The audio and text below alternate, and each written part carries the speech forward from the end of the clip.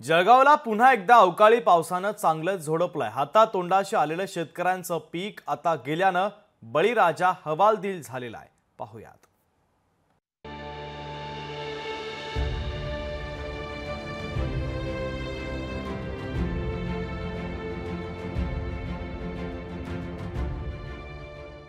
जळगाव जिल्ह्यात अवकाळी पावसाचा तडाखा, वादळी वारा, पाऊस, गारपिटीमुळे हातातोंडाशी आलेला घास हिरावला।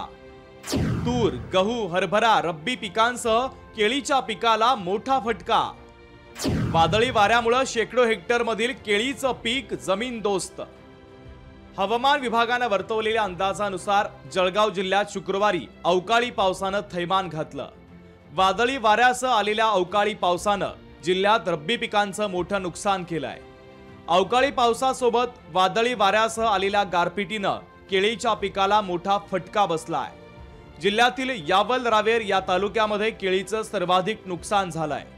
गेल्या खरीपाच्या हंगामात झालेल्या नुकसानीमुळे रब्बी हंगामात शेतकऱ्यांना काहीसा दिलासा मिळेल अशी आशा असताना रब्बी हंगामात देखील नैसर्गिक आपत्तीनं शेतकऱ्यांच्या हातातोंडाशी आलेला घास हिरावलाय।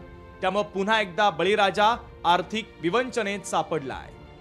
सर, रब्बी पिकांचं कसं आहे, आमचा मेन म्हणजे हरभरा आणि तूर आणि गहू याचं खूप प्रमाणात नुकसान झालेलं आहे। गारीमुळे हरभरा पीक जमिनीला लागलेलं आहे। आमची मागणी आहे की सरकारने आमच्या बांधावर येऊन पाहणी करावी, त्यानुसार आम्हाला नुकसान भरपाई द्यावी। यावल तालुक्यातील बामनोद, न्हावी, भालोद या गावामध्ये शेकडो हेक्टरवरील केळी वादळी वाऱ्यामुळे आडवी झाली आहे। केळी उत्पादकांना लाखो रुपयांचा फटका बसलाय। गेल्या वर्षीच्या पीक विम्याची भरपाई अद्यापही मिळाली नाहीये। त्यातच पुन्हा एकदा वादळी वाऱ्यानं तडाखा दिल्यानं केळी उत्पादक शेतकरी संकटात सापडलाय। आमचं सर्व म्हणजे हरभरा सर्व पुरा जपून गेला, माती जमीनदोस्त झालाय, बिलकुल माती समान।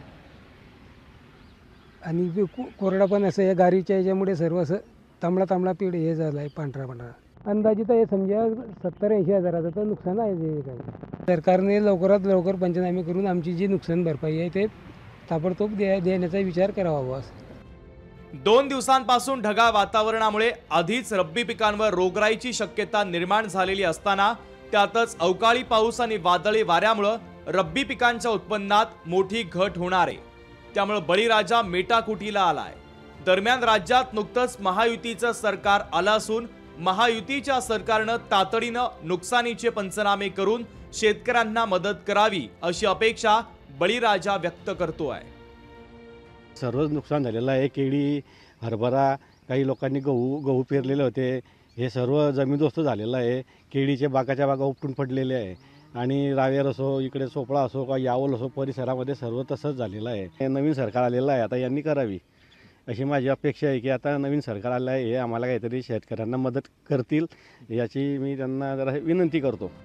निवडणुकीमध्ये महायुतीकडून जाहीरनाम्यात महायुतीचं सरकार शेतकऱ्यांच्या पाठीशी खंबीरपणे उभं राहणार असं आश्वासन दिलं होतं।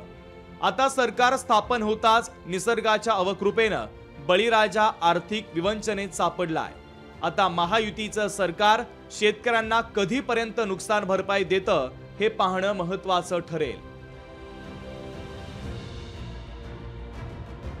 सुमित देशमुख, लोकशाही मराठी, जळगाव। लोकशाही मराठी, ऐका, पहा, जागरूक रहा।